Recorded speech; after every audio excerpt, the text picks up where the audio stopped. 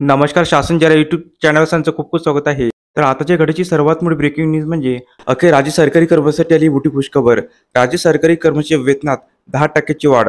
त्या संदर्भात व्हिडिओच्या माध्यमातून संपूर्ण अपडेट सविस्तरपणे पाहणार त्याला सुरू करूया. दिनांक 27 फेब्रुवारी 2025 रोजी राज्य कर्मचाऱ्यांच्या संदर्भात दोन महत्त्वपूर्ण शासन निर्णय निर्गमित करण्यात आलेले आहे. सदर शासन निर्णय पुढील प्रमाणे पाहूया. 10% वेतनवाढ. शालेय शिक्षण व क्रीडा विभागाच्या सदर निर्णयानुसार समग्र शिक्षा अंतर्गत व्यवस्थापन व कार्यक्रम अंतर्गत करार पद्धतीने कार्यरत असणाऱ्या कर्मचाऱ्यांना त्यांच्या मानधनातील माहे जानेवारी 2025 ते मार्च 2025 या कालावधीतील 10% वेतन वाढीस फरकाची रक्कम अदा करण्याकामी ₹5,05,77,129 इतका निधी वितरित करण्यास मंजुरी देण्यात येत आहे.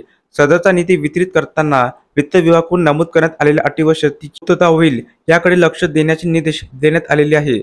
सदर शासन निर्णयाचा फायदा हा समग्र शिक्षा अभियान अंतर्गत कार्यरत 5,643 कर्मचाऱ्यांना फायदा होणार आहे.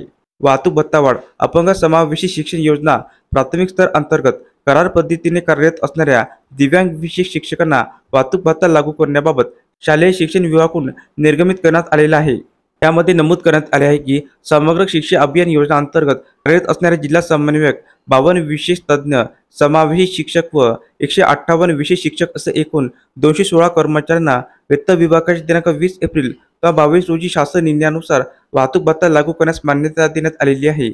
यानुसार माहे ऑगस्ट 2024 ते माहे फेब्रुवारी 2025 या कालावधीतील वाहतूक भत्ता अदा करण्याकामी एकूण 44,03,700 इतका निधी वितरित करण्यास मान्यता देण्यात येत आहे.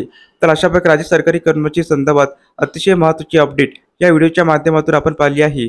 तर हा व्हिडिओ आपल्याला आवडला असेल तर चॅनलला नक्की सबस्क्राईब करा, लाईक करा, कमेंट करा आणि अशाच नवनवीन अपडेट मिळण्यासाठी शासन जरा यूट्यूब चॅनलला सबस्क्राईब करायला अजिबात विसरू नका. धन्यवाद.